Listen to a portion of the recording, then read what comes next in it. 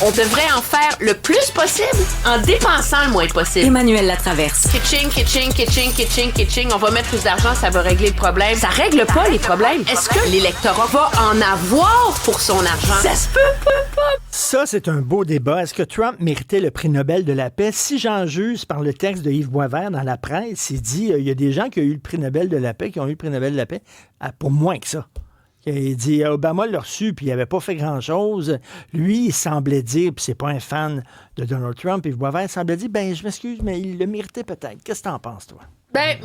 Moi, je trouve que cette année, la décision est plus claire. Là. Quand tu regardes la candidature de celle qui l'a gagnée, là, qui est une des plus grandes militantes pour la démocratie au Venezuela, qui vit cachée parce que sa vie est en danger, parce qu'elle ose toujours s'opposer au président Maduro. Puis, tu sais, je veux dire, ça, c'est un militantisme qui est élevé au rang d'héroïsme puis de la sainteté, là, tu sais. Alors, moi, je peux comprendre qu'on l'ait donné à cette femme-là. Maduro, c'est un tyran, quoi? C'est un tyran, c'est un dictateur qui, techniquement, selon les observateurs, les a perdus les dernières élections au Venezuela. Puis, de toute façon, il n'a pas reconnu l'élection d'avant, qu'il avait aussi perdu. Puis là, il l'a reperdu, puis il la reconnaît pas plus, puis il prétend qu'il a gagné. Moi, je vais dire, je trouve qu'aujourd'hui, là, on est quelle date, là? On est le 10 octobre. C'est prématuré dans mon esprit de donner le prix Nobel de la paix. À l'heure où on se parle, il n'y a pas un otage qui a encore été libéré. Alors, on peut-tu comme voir si ça va marcher? Comprends-tu? Effectivement, oui. Je trouve que je comprends là, que M. Trump, ça fait un an qu'il nous casse les oreilles avec ça. Là, puis je trouve que ça montre l'effet de son auto-propagande sur nos esprits collectifs, de dire qu'il le mérite, alors que jusqu'ici, ils n'ont pas été relâchés.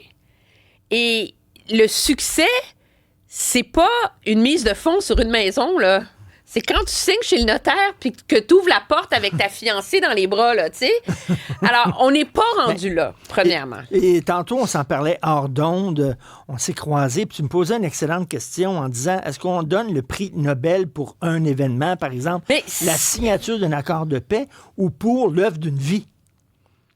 Je n'ai pas la réponse à cette question-là. Moi, je vais t'avouer, si dans 2 ans, OK, le Hamas a laissé les armes, qu'il y a une nouvelle gouvernance civile à Gaza, qu'il y a une nouvelle classe politique qui émerge, qu'Israël s'est retiré de Gaza et a renoncé à le coloniser, qu'on est en train d'avancer et de signer une paix durable qui mènerait à la reconnaissance des 2 États, c'est difficile de refuser un prix Nobel de la paix à quelqu'un qui réussit ce qu'aucun politicien n'a réussi dans les 80 dernières années. Sauf que, peux-tu donner je me pose la question, est-ce que tu peux donner le prix Nobel de la paix, le mot étant paix, à quelqu'un qui envoie l'armée, les militaires de son propre pays contre ses propres citoyens?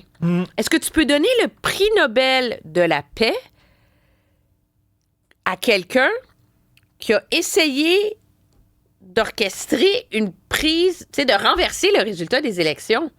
Je veux dire, Puis qui a encouragé des gens à prendre d'assaut le Capitole. Un assaut sur ces institutions démocratiques. Puis je le pose en ces termes-là parce que je pense qu'il faut arrêter de voir Trump en disant il est un être abject, odieux, narcissique et donc il ne peut rien faire de bien. Je pense que ses efforts en termes de processus de paix entre Israël et les Palestiniens démontrent que même si tu es un être abject, narcissique, corrompu et tout ce que tu veux, ben tu peux réussir des choses extraordinaires.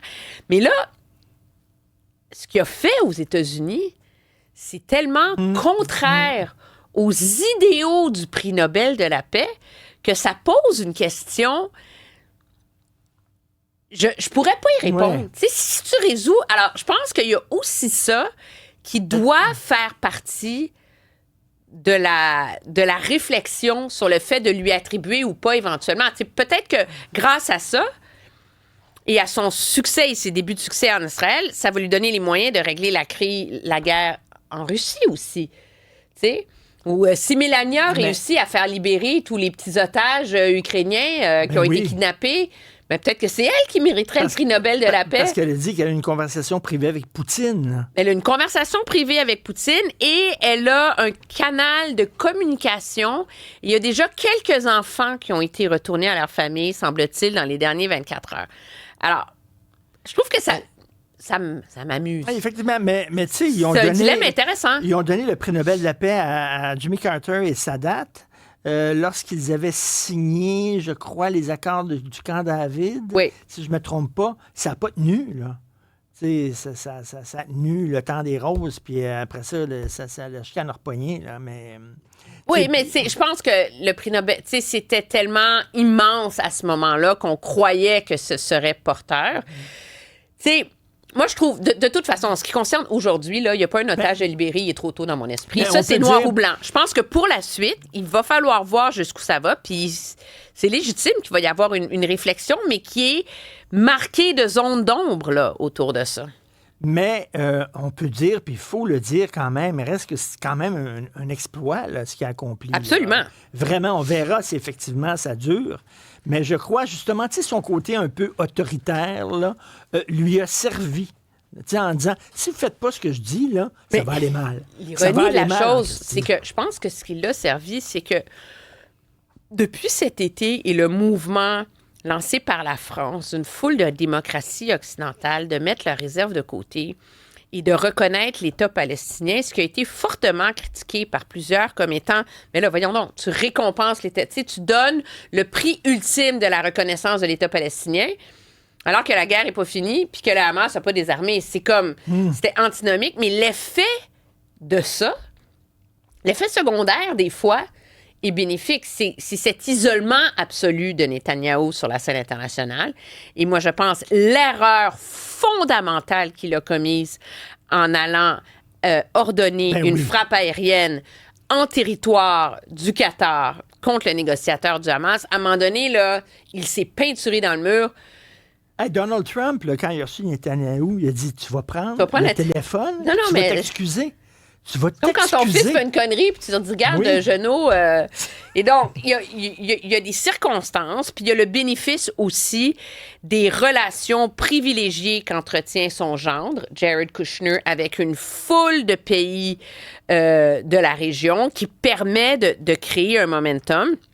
Donc, moi, je souhaite de tout mon cœur que ces otages-là, que ce bout-là fonctionne, qu'il y ait le plus de dépouilles qui soient rendues à leur famille aussi. Mais il ne faut pas oublier que aussi extraordinaire et difficile est-ce que ce soit d'en arriver là, parce que ça fait 2 ans qu'elle dure, cette guerre, cruelle, horrible et qui a tué tant d'innocents. La paix au Proche-Orient, là, on est encore loin. Mais on a au moins, pour une fois, il y a un brin d'espoir. Puis ça, je pense que c'est important. Un éclairci. On t'écoute au bilan 19h. Merci, absolument, Emmanuel. au revoir. Salut.